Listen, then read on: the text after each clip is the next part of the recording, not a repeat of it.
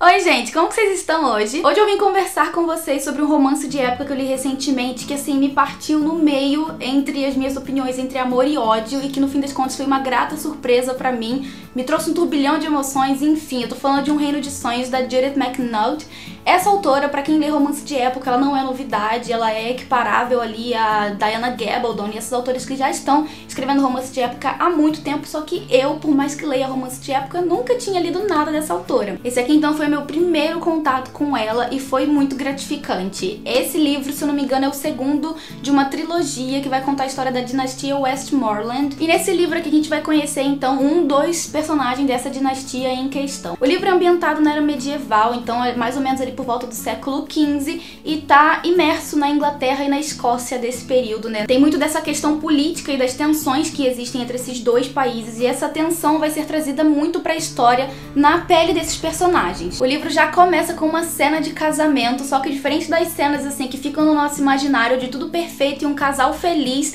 aqui tá uma tensão absurda nesse salão de casamento e uma noiva completamente contra, uma noiva que tá se vendo obrigada a se casar e que tá completamente desconfortável com a situação, e é a partir daí que a gente conhece a Jennifer. Depois dessa cena do casamento, o livro então pula para um período no passado em que a Jennifer fazia parte de uma abadia. A Jennifer é ninguém menos do que a filha do chefe do clã dos Merrick lá da Escócia, e depois que o pai dela se casou de novo com uma outra mulher que já tinha outros filhos, esses filhos passaram então a ser irmãos da Jennifer, e dos quatro, somente com dois ali ela se dá bem, os outros dois já são assim meio que nos espinhos. Inclusive um deles, que é o mais velho e é o que seria o herdeiro direto ali do clã, esse irmão passou então a disseminar alguns boatos acerca da Jennifer para todas as pessoas do clã, de forma que ela ficasse mal falada, mal vista, e fazendo também com que a Jennifer não mais fosse bem vista para ser uma futura líder do clã, sendo que ela ama esse clã, ela ama o país dela, ela ama o povo dela e ela sempre faz de tudo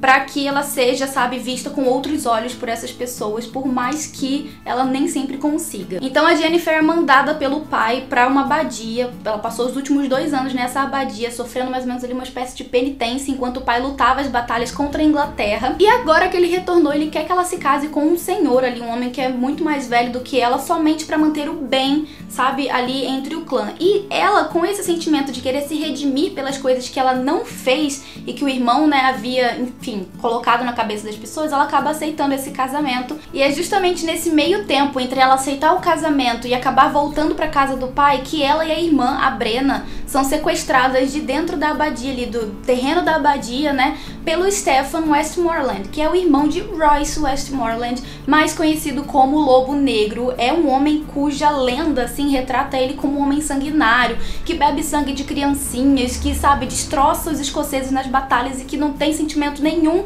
e não tá nem aí pra quem ele tá ferindo, ele só quer conseguir ali os objetivos dele nas batalhas. Então é pra esse homem que essas duas meninas são levadas, e quando elas chegam então no acampamento desse homem, elas se veem aterrorizadas porque elas estão completamente cercadas de homens ingleses, né, de seus inimigos, e nas mãos do maior inimigo de todos, do pai delas, que é o Lobo Negro. E é a partir desse momento que toda a ação do livro vai começar, sabe? É a partir daqui que a Jennifer vai começar a bolar todos os planos possíveis para que elas consigam fugir, bolar planos para poder ferir o Lobo Negro de forma que elas consigam escapar, enfim. Ela se mostra nesse momento uma personagem muito inteligente, muito calculista, que consegue, enfim, pensar nos planos mirabolantes ali para fazer com que elas saiam daquele lugar, e muita coisa acontece, assim, coisas que eu fui lendo e roendo as unhas por receio do que poderia acontecer com elas. E é justamente nesse momento de pensar no que fazer para manter as duas em segurança que a Jennifer acaba tendo um envolvimento com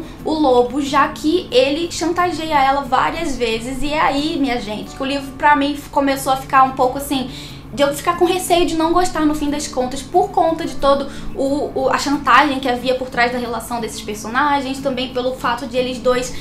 terem um começo assim não muito bom e no fim das contas a gente saber que vai ter um romance. Então eu fiquei muito apreensiva com relação ao sentimento, né, ao relacionamento desses dois personagens, porque tudo começou de uma forma muito errada. mas a autora vai mostrando os pontos fortes desses dois personagens ao longo de toda a história. E assim, por mais que ao longo da história eu tenha ficado indignada com muitas coisas, eu tenha achado assim absurdo, sabe, a forma como as mulheres são tratadas naquela época, a forma como pros homens as mulheres não são grande coisa assim, mas como no fim das contas a autora vai conduzindo a história de uma forma que você acaba compreendendo pelo contexto daquela época, sabe? Século XV, tá acontecendo um monte de coisa ali com relação às batalhas, e naquela época as mulheres eram muito menos do que elas são hoje. Então, assim, foi particularmente chocante pra mim ver determinadas cenas nesse sentido, mas como eu falei, a autora soube muito conduzir a história de forma com que no fim das contas eu tendesse a gostar mais do livro do que odiar, sabe, essas partes assim mais tensas da história.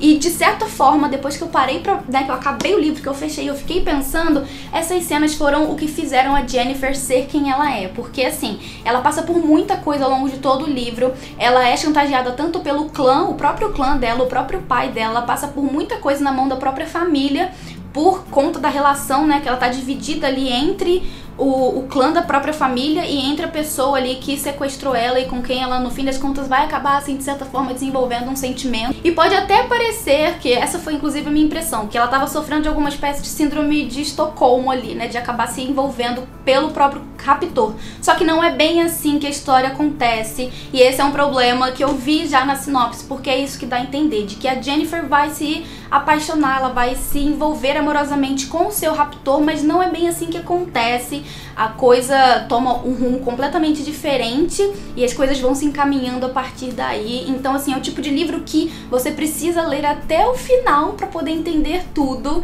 e, enfim, né, tomar as suas conclusões. As minhas, no fim das contas, foram de que eu gostei muito desse livro, adorei a ambientação e também pela protagonista, que, assim, gente, pra mim, essa protagonista foi o que mais me chamou a atenção no livro, porque ela é muito forte, ela é muito determinada, ela é destemida, como eu já falei com vocês, e são todos esses perrengues que ela passa ao longo de toda a história que fazem ela ser tão forte assim, e que fazem nós, enquanto leitores, e até mesmo vários personagens da história, olharem pra ela com outros olhos e admirarem ela pela força que ela tem, sabe? Gente, se vocês estiverem ouvindo um barulho é porque acabou de começar a chover, tá? Então,